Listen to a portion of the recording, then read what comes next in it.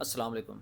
आपने नोटिस किया होगा कि कुछ लोग हल्की सी तकलीफ़ होती है, दर्द होता है, जलन होती है या थकावट महसूस होना शुरू होती है, तो फ़ौरन लैब टेस्ट करवाने चले जाते हैं और 10 से 15 हज़ार रुपये उड़ा के आ जाते हैं। फिर जब चंद घंटों के बाद उनके पास रिपोर्ट आती है तो उनके चंद फिगर ऊपर होते हैं और चंद नीचे होते हैं और उस वक्त दिमाग में खतरे की घंटियां बजना शुरू हो जाती हैं और फ़ौरन यूट्यूब या गूगल पर सर्च करके अपनी रिपोर्ट को पढ़ने की कोशिश की जाती है।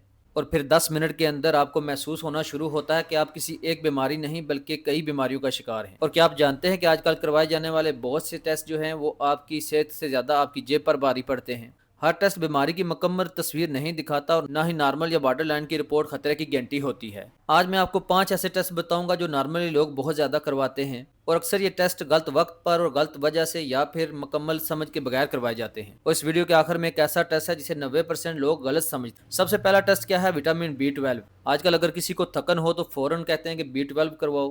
बाल गिर रहे हैं तो B12, थकन है तो B12, मूड खराब है तो B12, कमजोरी महसूस हो रही है तो B12। लेकिन असल मसला यह है कि B12 का सिर्फ एक टेस्ट मुकम्मल तस्वीर नहीं दिखाता। कभी रिपोर्ट बॉर्डर लाइन पर आती है तो इंसान परेशान हो जाता है कि शायद कोई बड़ी बीमारी लग चुकी है।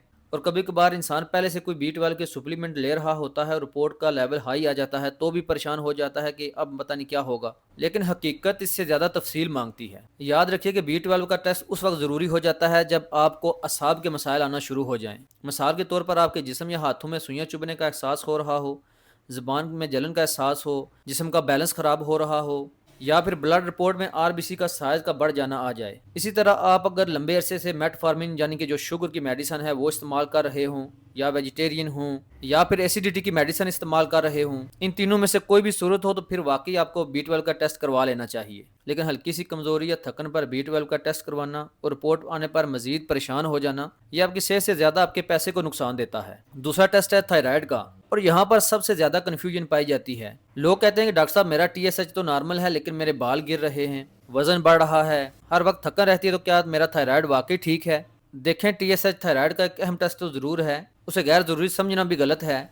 लेकिन सिर्फ एक नंबर के आगे पीछे हो जाने से अपनी सेहत का फैसला कर लेना ये ठीक नहीं है। अक्सर ऐसा होता है कि डॉक्टर आपका थायराइड प्रोफाइल करवाता है लेकिन आप या लैब वाला आपका सिर्फ TSH का टेस्ट कर देता है। TSH नॉर्मल आ जाता है और मरीज मुतमिन हो जाता है। लेकिन हकीकत यह होती है कि इसके बावजूद आपका वजन बढ़ रहा होता है, बाल गिर रहे होते हैं, थकन आपको महसूस हो रही होती है, जिसमें सुस्ती हमेशा बरकरार रहती है क्योंकि T3 और T4 तो करवाया ही नहीं गया होता। लेकिन सिर्फ TSH का टेस्ट करवाना ऐसे ही है जैसे आप गाड़ी में पेट्रोल तो चेक कर लें लेकिन गाड़ी के इंजन को नज़रअंदाज कर दें। अगर आप में अलामात मौजूद हैं तो थायराइड प्रोफाइल करवाइए, सिर्फ TSH पर गुजारा मत करें। TSH के साथ साथ T4 और T3 को देखना बहुत ज़रूरी होता है। तीसरा टेस्ट जो आजकल बहुत ज़्यादा करवाया जाता है और बहुत ज़रूरी भी समझा जाता है और शायद आज का सबसे ज़्यादा बिजनेस वाला टेस्ट भी यही है, इसको बोलते हैं फूड एलर्जी या फूड सेंसिटिविटी का IgG ब्लड टेस्ट।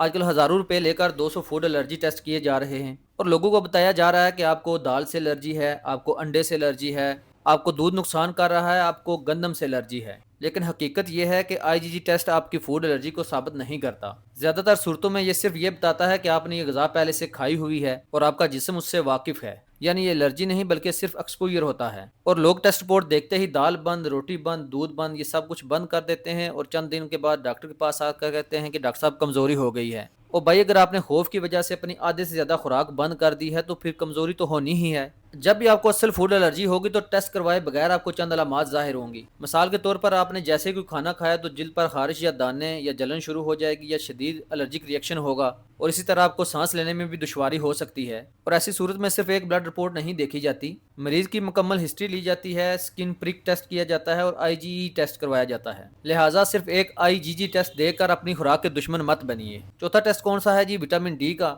इसमें कोई शक नहीं कि विटामिन D जो है वो जिस्म के लिए बहुत ज़रूरी है और इसकी कमी भी आम पाई जाती है। लेकिन हर महीने विटामिन D का टेस्ट करवाना ज़रूरी नहीं। विटामिन D ऐसा होता है जो आपके जिस्म में स्टोर हो जाता है और कभी भी एक हफ्ते या एक महीने के अंदर ड्रामाई तौर पर आपके जिस्म में इसका लेवल कभी भी तब्दील नहीं होता। अगर आपका विटामिन D वाकई कम आया और डॉक्टर ने आपको सप्लीमेंट शुरू करवाए हैं तो हफ्ते या महीने बाद आपको टेस्ट करवा कर पैसे ज़ाया करने की कोई ज़रूरत नहीं। ऐसी सूरत हाल में वक्त देना ज़रूरी होता है। लंबे अरसे तक आपको सप्लीमेंट्स इस्तेमाल करना पड़ते हैं और कोशिश करें कि 3 से 4 माह मेडिसिन इस्तेमाल करने के बाद ही ये टेस्ट करवाएं। पांचवा और आखिरी टेस्ट और बहुत ही अहम टेस्ट है वो है कोलेस्ट्रोल टेस्ट। यही वो जगह है या टेस्ट है जिस पर लोग बहुत ज़्यादा परेशान होते हैं। मिसाल के तौर पर एक शख्स टेस्ट करवाता है और रिपोर्ट आती है जी टोटल कोलेस्ट्रोल 210 पे आया है और फौरन इंसान के दिमाग में ये ख्याल पैदा होता है कि अब तो मैं हार्ट पेशेंट बन गया हूँ। نہ جانے کب ہارٹ اٹیک ہو جائے گا۔